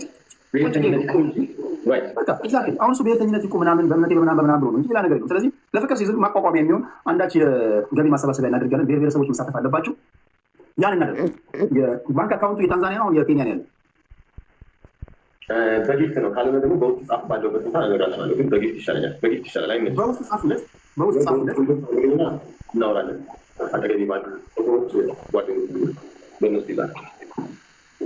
ሀገር በቀል ነብይ ነው ይሄ። ሀገር በቀል ነብይ። እኔ ደስ የሚለኝ ነገር ምንድነው? ፍቅር ሲዝም በጣም ደስ ያለኝ ከመጀመሪያው ጀምሮ እንዳንተ ያለ ነብይ የትም ዓለም ላላየው። ይሄ ሀገር በቀል ነው። ሌላው ከምዕራብ አፍሪካ ምናምን ከዛ ምናምን የተቀነጫጨበ ከምትይዘው እንጨት ጀምሮ ከጣት አወጣጥህ ጀምሮ ከምታደርጋቸው አልባሳት ጀምሮ ሁሉ ነገር ሀገር በቀል ነው። ስለዚህ ከውጭ ቀር ትክክለኛ ከምትሆን ሀገር በቀል ሆነ ብትሳሳት መጣለሁ። የመጀመሪያው ነገር ሀገሬን ስለምወድ ሀገር በቀል ነብይ በመሆነ ልዩ አክብሮት አለኝ። ለፍቅር ሲዝም ከነገ ወዲያ ዲያስፖራ በተለይ ሀገር ውጭ ያላችሁ ዲያስፖራ ያለንን ነገር ወረድ ወረድ እንላለን። ከዩጋንዳ ቢያንስ ወደ ኢሮፕ ወይም ደግሞ ወደ አሜሪካ መጥቶ ይሄ እምነቱን ለማስፋፋት ነው እንጂ ለማንም ለመሰደድ ምናምን አይደለም። የሚወጣው ነጮችን ለማገልገል ነው። ስለዚህ ልቦናችሁ ያሳያችሁ ውስጣችሁ ያለውን ነገር ሁሉ ትወርዳላችሁ ማለት የተቻላችሁ 50 ሎሚ ለአንድ ሰው ሸክም ነው ለ50 ሰው ጌጥ ነው እንዲሉ 1000 ሰው ተሰብሰባችሁ እንደዚህ ብላችሁ 2 $3 10 50 ብላችሁ 100 የሚወርዱ ያጠፉ እስኪ ደስ ይበለው ወንድማችን። አንድ ነገር ከሆነ በኋላ ከመጸጸት እንዲሁ እንዳለ ሲናስደስተው። ከዚህ ጋር ግን ልነግርህ የምፈልገው ነገር ፍቅር ሲዝም እንዳንድ ወንድም በትህ አደራ ምን ስሜታዊ ሆነ የምትናገረው እንዴት በጣም ተጠንቀቅ። አንዳንዶች አጨበጭባሉ ምናምን በለው ምናምን ሲሉ አትደፈቅ። ሞራል ምናምን ተሰምቶ ነጥብ አጣ። በጣም አራዳው። እሺ አንተ ዘዴ ምትቆለው ከማህበረሰብ ያውንዳ ስለሆነ ጥንቃቄ አድርግ። ፎከስ አድርግ መንግስት ላይ። ነገ እኮ ዲያስፖራ ሆነ ስልጣን አሜሪካ ዩሮፕ ውስጥ መጣ መንገድ ላይ የምታገኛቸው ኢትዮጵያውያን ናቸው። ስለዚህ እንደዛ ተንቀሳቀስ።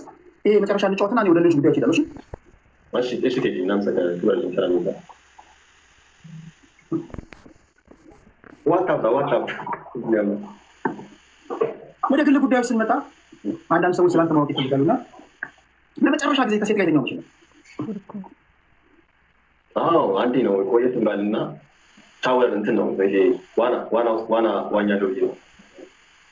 እኔ ለመጨረሻ ጊዜ አዶና የሆንኩ መቼ ነው አይደለም ያልኩህ እኮ ዋና ስዋኝ ዋና ስለማመድ እዛ ውስጥ ትንሽ ችግር ተፈጠረ። ከዛ በኋላ ዋና መዋኘት ተከለከለ በእኛ ሃይማኖት። ምክንያቱም እዛ ዋና የዋኘ ዋና ገንዳ ውስጥ ነው አዶና ያደረገው አይደለም። ግን ዋና መዋኘት ለብዙ ስሜት እንደሚዳርግ ተጣሪ አስተማሪ። ከዛ በኋላ ሴትና አንድ ላይ ዋና ይዋኙ አሁን ተከልክሏል በእኛ ሃይማኖት። ለእኔ ህይወትና ፈጣሪ የሚያስተምረኝ አልገባኝም።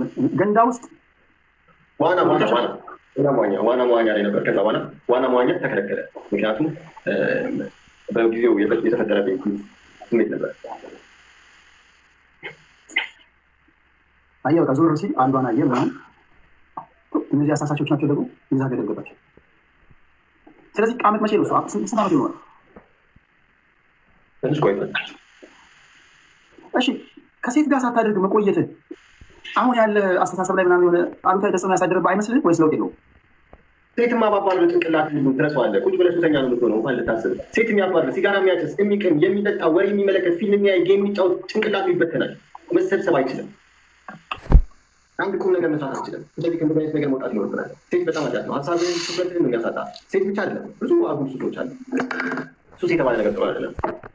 ምንም ሱስ የለብህም።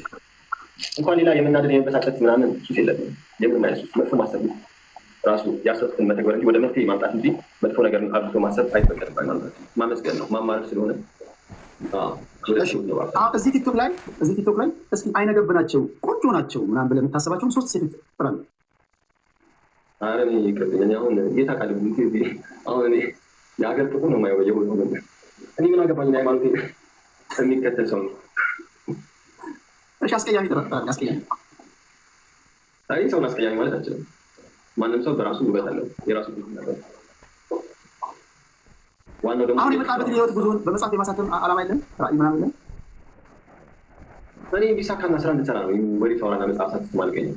አሁን የተግባር ሰው መሆን እንዲሳካል እንዲ ውጤታማ ግን ነው የምንፈልገው እንጂ ቢሳካ መጀመሪያ ተሳክቶ ነው ለማሳካት ብዙ መስራት አለበት። ዝም ብሎ እና ብዬ መጽሐፍ እየጻፉ መኖር ለምታገለው ሳክስ አይደለም።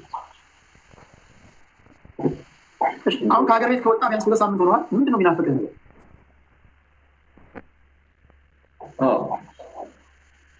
እንግዲህ እንጀራ ይመስለኛል ትንሽ የሚናፍቀው። እዚህ ጋር ትንሽ ማልቀስ እዚህ ጋር ትንሽ ማልቀስ። አንተ ማነካካው እንጂ ደመቃቀው። ኧረ ምንም አይናፍቀኝም። ነጠብኩን እያዘጋጀው እኮ ነው። ምርር አድርጎኛል። ምርር አድርጎኛል። የማየው ነገር ሁሉ ምርር አድርጎኛል። የሚናፍቀኝ ነገር የለም። ዘረኝነቱ ምኑ አንጎሌን አዞታል። ሰው ላይ የማየው በደል ራሱ የብሔርተኝነቱ ነገር አንጎሎኛል። ባላ ይሻላል። አናቴ ለወጣለ ምንም የሚናፍቅ ነገር አለ ኢትዮጵያ ውስጥ። ይህ ሁሉ ስርዓት ሰዎች ተቸግረው ልመና፣ ሴተኛ ዳሪ፣ ወሲብ ንግዱ፣ ምኑ አረጋውያን መሬት ላይ ምናምን ድህነት ተስፋፍቶባት ረሃብ በዝቶባት ያለች ሀገር ነች። ይህን ሁሉ ማየት ራሱ መከራ እኮ ነው። ብልጽግና ይባላል። ፎቅ ላይ ይበላል። ገጠር ላይ ሰው ቤት የለውም። የገጠር በኢትዮጵያ 60% ቤት የለውም። እሱም ቤት ማመላት ሲገባ ፎቅ ላይ ማፍራት ማለት እንቅፋት ከታች ይበል ለይስሙላ ለብቻለው ብሎ ለማለት ነው። እሺ አሁን ይሄ ሁሉ ጥንቅጥ ውስጥ የገባ ነው እንግዲህ ወንዶች ባመጡት መከራ ነው። ምናልባት ወንዶች በሴቶች ቢቀየሩ ይሄ ሁሉ ችግር ይቀርፋል ብለህ ታስባለህ? አመራር ላይ ሴቶች ይኖሩ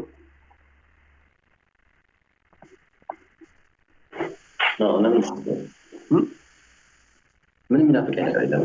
አዲስ ሴቶች ስልጣን ላይ ኢትዮጵያ ውስጥ የናፍቀኝ አዲስ ህገ መንግስት፣ አዲስ ስርዓት ብቻ ነው። ኢትዮጵያን ሴቶች ቢያስተዳድሯት ይለውጣታል ብለህ ታስባለህ? ምን አገኘ? የፆታ ችግር ምናምን ብሔር እኮ ነገር ማንም ብሔር ይግዛን፣ ማንም ሃይማኖት ይግዛን፣ ፆታ ይግዛ፣ ግን ዘረኛ መንግስት አይሁን። እንደዚህ አይን ያወጣ ቀን ያወጣ ዘረኝነት አይሁን። በእውቀት ይግዛ። እውቀትና ችሎታ ያላቸውን የበላይ ያድርግ እንጂ ብሔር ያላቸውን የበላይ የሚያደርግ መንግስት ማንም ይግዛ። እሺ ወደ በኋላ ካለ ይህ ጉዳይ እንቀጥለዋለን። መጨረሻ ላይ ግን ለአድማጭ ተመልካቾች ማስተላለፍ የምትፈልገው መልዕክት ካለ መድረኩ ያንተ ነው። በጣም አመሰግናለሁ። በእውነት እናንተ በጊዜ የሚያገዛችሁ እየተባበራችሁ በእውነት በቅንነት ያሰባችሁ ኮፒ ሊንክ ታብታብ የምታደርጉ ከታች እስከ ላይ የምታደርጉ ቀንና መልካም ሀሳብ ያላችሁ ኢትዮጵያውያን ከሁሉም ብሔር ከሁሉም ሃይማኖት ያላችሁ የኛ ሃይማኖት ሌላ ነው የት ወንድም ነን የሀገራዊ ጉዳይ ነው ብላችሁ ስታግዙ ስትተባበሩ የነበራችሁ በእውነት ከልብ አመሰግናለሁ። ሰላማችሁ ይብዛ። በእውነት በእናንተ ላይ ወሰዳሪ እግዚአብሔር ይስጥልኝ። አመሰግናለሁ። በጣም እንደምወደው እንደማከብር አመሰግናለሁ። አንተ ጋር በነበረኝ ቆይታ በጣም ደስ ብሎኛል። አመሰግናለሁ። ቬሪ ባክ ቴንክ ዩ። ደህና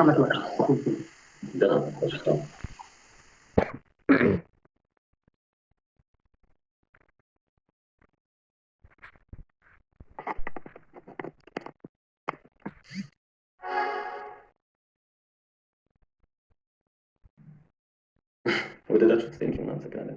እግዚአብሔር ይስጥልኝ። አመሰግናለሁ ብላችሁ በእውነት ክበሩልኝ። ሰላማችሁ ይብዛና በፍቅር አምላክ ነው። በተኛ ጥሩ ነው። ደስ ይለኛል ስለነበረ ቆይታ። አመሰግናለሁ በእውነት ሰላማችሁ ይብዛ። ፍቅር አምላክ ባርክልኝ። ፍቅር አምላክ በሀሳብ አመለካከት በእግዚአብሔር ቤቶች ላይ እና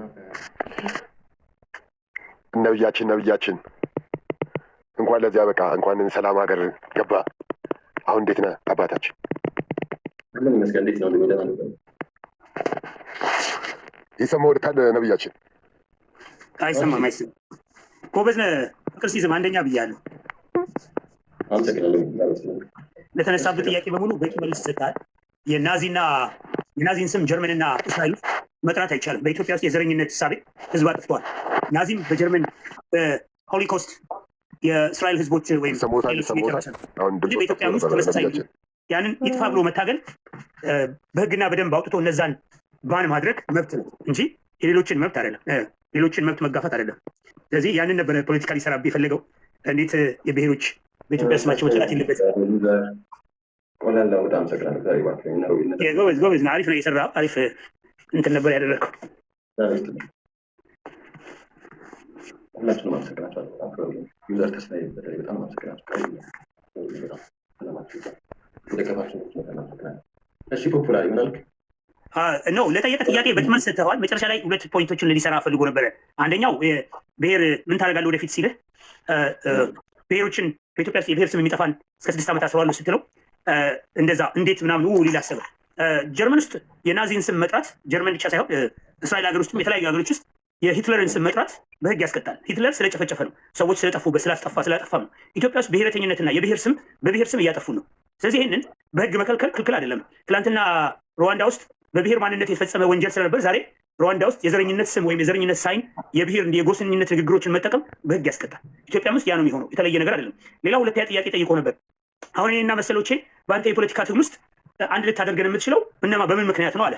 በምን ምክንያት ነው? በኢትዮጵያ ውስጥ በጋራ ኢትዮጵያኖች በጋራ በብሔረተኝነት እሳቤ ውስጥ ጭቆና ውስጥ ተገለናል፣ መከራ ደርሶብናል፣ ከአካባቢያችን ተፈናቅለናል፣ ተሰደናል ብሎ የሚያስቡ የኢትዮጵያ ብሔር ብሔረሰቦችና ህዝቦች አብረው ነው የሚቆሙት። ስለዚህ ያንን መሰረት አድርገህ ነው በኢትዮጵያዊነት የምትጠራቸው። የኢትዮጵያዊነት እሳቤ መዳኛም ስለሆነ መዳኛው እሳቤ የኢትዮጵያን አንድነት መፍጠር ነው። በዚህ በብሔረተኝነት እሳቤ ውስጥ ኦሮሞ ተገሏል፣ አማራ ተገሏል፣ ጉራጌው፣ ከምባታ የኢትዮጵያ ህዝብ በሙሉ መከራን አይቷል፣ ስቃይን አይቷል፣ ከቦታው ተፈናቅሏል፣ በተለያየ የፖለቲካ እሳቤ ውስጥ አልፈዋል አይደል?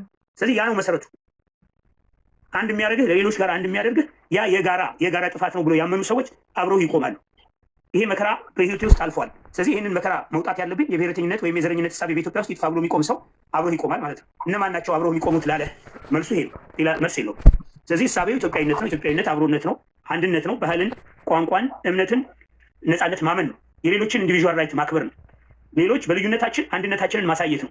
ልዩነትን አጥፎ ዳራ አቁሞ የብሔር ማንነትና በብሔር ሽፋን ውስጥ ገብቶ እከሌ ከከሌ ትለያለህ፣ እከሌ ጠላት ነህ ብለህ የምታስበው የብሔር አስተሳሰብን በማራመድ አይደለም።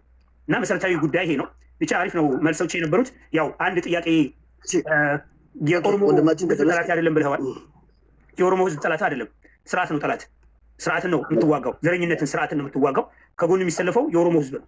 የኦሮሞም ተበዳይ በስርዓት ውስጥ ይህንን አንድነት የሚፈልግ በኢትዮጵያ አንድነት የሚያምን የብሔረተኝነትና የጎሰኝነት አስተሳሰብ ህይወቱንና ማንነቱን አደጋ ውስጥ የጨመረበት ማንኛውም ኢትዮጵያዊ ያንተን ትግል ይደግፋል። ትግልህም በዛ ውስጥ የምታመጣው ነፃነት፣ ዲሞክራሲ፣ እኩልነት ለጋራ ሁሉም ኢትዮጵያዊ በጋራ ቆሞ የሚታገልበትና የምታታግልበት የኢትዮጵያዊነት አስተሳሰብ ስለሆነ ሁሉም የሚገዛው ነው። የሆነ ሰው ላይ የሆነ ብሔርን ታርጌት ለማድረግ የሚደረግ የአንድነት ትግል እንዳልሆነ ያው ነግረዋል። የምንታገለው ለእነሱም ጭምር ነው፣ ለሁሉም ጭምር ነው። ሁሉም በጋራ የሚታገልበት ነው። የትግል መሪ ፋና ሆነ ነው የመጣኸውና ታስ ፋይን። በቃ ዋናው ጉዳይ መታገልና ዲሞክራሲ፣ እኩልነት፣ ፍትህ በኢትዮጵያ ውስጥ ማምጣት አይደል እንዴ? ነብዬ፣ እሺ፣ በመጀመሪያ ስላስገባኝ አመሰግናለሁ። ሌላም ስራ ስላለኝ ምን መሰለህ፣ እኔ መከራከሪ ስጠይቀቅ ምናምን ጥያቄዎችን በአግባቡ መለስ በጣም ጥሩ ነው። ግን ምን መሰለህ፣ አሁን ለምሳሌ አሁን በስርዓቱ አይተህ ከሆነ ሁሉም ብሔር እየተጎዳ ነው። ይሄን ለውጥ የማይቀበል ኢትዮጵያ ውስጥ ቁጭ ብሎ ይሄን አሁን መንግስት የጀመረውን ለውጥ የማይቀበል ከየትኛውም ለምን ከኦሮሞ ሆኑም እየተገደለ ነው ታውቃለህ። ስለዚህ መንግስት ደግሞ ይሄ መንግስት ኢትዮጵያ የሚያስተዳድራት መንግስት እንደ መንግስት ብቻ ሳይሆን በጣም ከልቡ ወዶ እቺ ነገር ለማሻገር ቁርጠኛ ሆኖ እየሄደ ያለ መንግስት መሆን ማንም ዓለም ያውቃል። ኢትዮጵያ ምናምን ተዋተ ዓለም ያውቃል። ይሄ ግልጽ ነው ተባለ። ግን ይሄን ሲያደርግ ብዙ ፈተናዎች አሉ። ይሄ ያደረገ ሲሄድ አንድ ግማሹ ቆይ አትግባብን ሰው ሚታርግ ራስ ልጨርስ የፈለገው ነገር አገባንተ ነው። ኤቢሲ ላይ ትነግረናለህ። ይሄ ካድሬ ወሬ ነው። እኔው አይደለም። ቆይ ልጨርስ ሀሳቡን ጨርስ። ምን አንተ ምን አገባህ? ታችን ያለው ዳኙ የምትባል አንተ ኤርትራዊ ነው። ምን አንተ ምን አገባህ? ያና ልንገርህ፣ እኛ ኢትዮጵያ አዳምጠን አይደለም ፖፑላሪ ኤርትራኖችን እንፈልጋቸዋለን፣ ያስፈልጉናል። በቃ ቴንክ ኤርትራ በጣም ያስፈልገናል። እኛ ኤርትራ ደጋፊ ነን። ዳኛ አይደለም ደግሞ የሚለው ዳኑ ነው የሚለው። አንተ ደንቆሮ፣ አንተ ማየም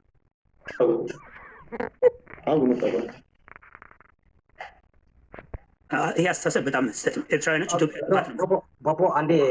ኤርትራውያኖች የራሳቸው አላቸው። አሁን ግን መታገል የምንፈልገው በኢትዮጵያዊነት መታገል የምንፈልገው ምናልባትም እሱ በግሉ ሊወዳችሁ ይችላል። እስቲ ለዚህ ደግሞ ድርስ አንተ አወራል ለሌሎቹ እንደ ህዝብ ግን እኛ በፖለቲካችን ውስጥ ፓርቲሲፔት እናደርጋችሁ ኢትዮጵያኖች ለሌሎቹ ድርስ ሌሎቹ ደግሞ በኢትዮጵያነት ታምናለህ። አንተ ኤርትራ የሆነ በኢትዮጵያነት ታምናለህ። ካላመንክ ምን አባት ታደርጋለህ? ከኛ ጋር ሂደህ እዛ የሰፈር ፖለቲካ ስራ እኛ ጋር ምንድን ነው ዳኝና ዳኑን መለየት አቃተህ? አንተ ደንቆሮ ማለት ነው። እናንተ ፖለቲካ መወያየት አንችልም ማለት ነው። በየቦታው አችልም በሽተኞች ናቸው። ውረድ ነው አይደል? ነው በቃ ተው፣ እሱን ተው። እኛ ይውላችሁ ኢትዮጵያ የፖለቲካ ጉዳይ የኢትዮጵያ ህዝብና ኢትዮጵያ ውስጥ ያለን ወጣቶች በቂ ነን። 130 ሚሊዮን ህዝብ ይዘን 1 ሚሊዮን የማይሞሉ ሰዎች በኢትዮጵያ ፖለቲካ ውስጥ አሳትፈ እሳትና ጭድ 34 ዓመት 50 ዓመት በእነሱ ስፖንሰር ነው መከራና ስቃይ የምናየው። ትናንትና ከአብይ ጋር አሸሼ ገዳሜ የሚመታ የነበረው ሰውዬ እሱ መጥቶ ኤርትራውያኖችን ሲገድል የነበረው እሱ ነው። ምን ጥያቄ የትግራይ ህዝብን ሲገድል አልነበረም? ዛሬም ነገ መጥቶ ዛሬም እኛን ለመገዳደል በመካከላችን ላይ ይገባል። አሁን እኮ ፖፖ ምን መሰለህ፣ ይሄ ሰውም ኤርትራዊም አይደለም እኮ ተው ነው አውቃለሁ። በቃ ሳላውቅ አላወራም እኔ። ተው ተባልክ ተው በቃ ነው አልኩት። ወጥቷል። ኦኬ እሺ፣ ኤርትራዊ ከሆነ ኦኬ። ዞሮ ግን ምናልባት ሀሳብ እንድንጭ የራስ ሀሳብ ካለ አውራ። ምንድነው ሀሳብ? በኢትዮጵያ አንድነት አምናል። ኢትዮጵያ ውስጥ ፍቅር ሲዝም ይምጣ፣ ዘረኝነት ይጥፋ ብለህ ታስባለህ? ምን አይነት እስራኤላዊ ነህ? ፍቅር ሲዝም ይምጣና ከሱ ፊት ነው ማውራት። ቤተ እስራኤላዊ ነህ? እኔ ጎንደር ልጅ ነኝ። ለምንድነው ቤተ እስራኤል? የጎንደር ልጅ እኮ ቤተ እስራኤልም ነው። ቤተ እስራኤል ነው። አንተ የለማኝ ዘር እካካም የሸርኩት አስወጡት። ይሄንን ኤርትራ ለምን የምትመልሱት? ባካችሁ አትመልሷቸው። ለእኛ ምንም አይጠቅሙንም። እነሱ የራሳቸው ፖለቲካ አላቸው። እኛ የምናራምደው ሀገራችን ውስጥ ሰላም እንዲመጣ፣ ሀገራችን ውስጥ ዘረኝነት እንዲጠፋ። በቃ ዘረኝነት አንቀበልም። የዘረኝነት አስተሳሰብ በኢትዮጵያ ውስጥ ሰፍኗል። በዘረኝነት ውስጥ እያለቅን እየሞትን ነው። በዘር የተጎዳኙ ቡድኖች አሉ በኢትዮጵያ ውስጥ። አሁን ችግራችን ሁሉ ከዘረኝነት ነው የሚመነጨው። ከዚህ ወጥተን የኢትዮጵያ አንድነት ያለው ዲሞክራሲ፣ እኩልነት፣ ፍትህ በአንድነት ለማምጣት እንደ ጄኔሬሽን መስራት መቻል አለብን። የዚህ ትውልድ ኃላፊነት በእጃችሁ ላይ ነው ያለው። ይሄ ትውልድ ነው ወደፊት ፖለቲካው ማምጣት ያለበት። መሳትፏችን 130 ሚሊዮን ሆነን 2 ሚሊዮን እንፈልጋለን፣ 1 ሚሊዮን ለመጠጋት እንፈልጋለን። ምንም አይጠቅምም። እሱ አይደለም። በራሳችን ላይ እንስራ እስቲ። የራሳችንን ዩኒቲ እናምጣ። ወደፊት በአንድነት እንደራጅ፣ በኢትዮጵያዊነት እንደራጅ። ያንን ስናደርግ ነው ምንድን ነው መዳኛችን ይሄ ነው። በብሔር የቆሙ በዘረኝነት ውስጥ የቆሙ ሰዎች ተወጣጥረው እርስ በርስ ሀገራችንን አፍርሰው እኛንም ሊያፈርሱ ነው። ስለዚህ ይሄ ነው አደጋ የሆነ ነገር። ከአደጋ ለመውጣት በዛ ላይ ነው መነጋገር ያለብን። ዘረኝነት ምን ጠቅመዋል? ዘረኝነት ምን አድርጎልናል? ብሔርህ በጎሳህ በስምህ መጠራቱ ችግር የለው፣ ክብርህ ነው። አንተ ማንነትን ታውቃለህ። ግን ኢትዮጵያኖች በጋራ የጋራ ማንነት አለ። የጋራ ጭቆና በኢትዮጵያ ውስጥ አለ ብላችሁ ታምናላችሁ? አሁን በብሔር ውስጥ በብሔር አመለካከት ኢትዮጵያኖች አይገፉም። በብሔር አመለካከት ኢትዮጵያኖች እርስ በርስ አይገዳደሩም። በብሔር አመለካከት ኢትዮጵያኖች ኢኮኖሚያቸው አደጋ ውስጥ አልገባም። በብሔራችን እየጠፋ ነው። ህብረታችን እየጠፋ ነው። ነብያችን ለሌሎች ምድል እየሰጠን ለሌሎች ምድል እየሰጠን ነብያችን። ስለዚህ እስካሁን ደስ ያወራ ነበርና ትመላለሱታላችሁ። ምንድን ነው ችግራችሁ እናንተ? ነብያችን አይ ለሌሎች ምድል ይሰጣል። ቤቱ የፍቅር ሲዝም ቤት ነው። ስለዚህ አማራጭ የለም። ከዚህ ውጪ ምን እናገረው?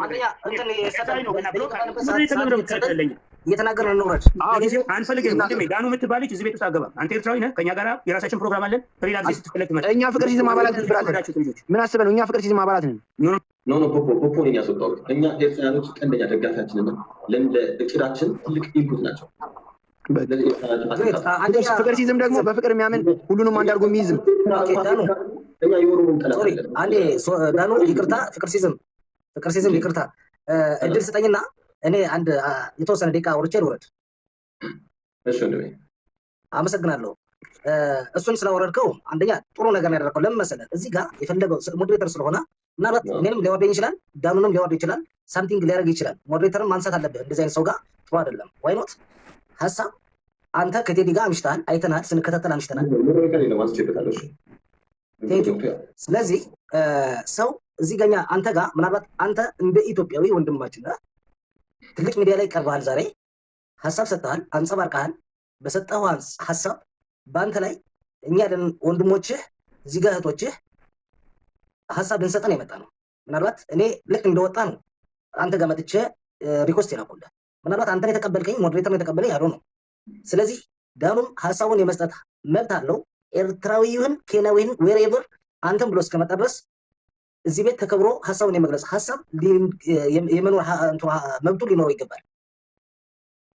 ምናልባት እኛ ኤርትራኖች በጣም ነው የሚያስፈልጉን። እንደ ኤርትራ ደግሞ በጣም ነቢያችን እኔ አሁን ሀሳብ ልጨርስ ዳኒ፣ እኔ ሀሳብ ልጨርስ፣ አንተ ሚዩት አድርግልኝ አንዴ ፕሊዝ። እኔ ሀሳብ ልጨርስ፣ ከዛም በኋላ እወርዳለሁ፣ ችግር የለም። አንዴ ሚዩት አድርግልኝ።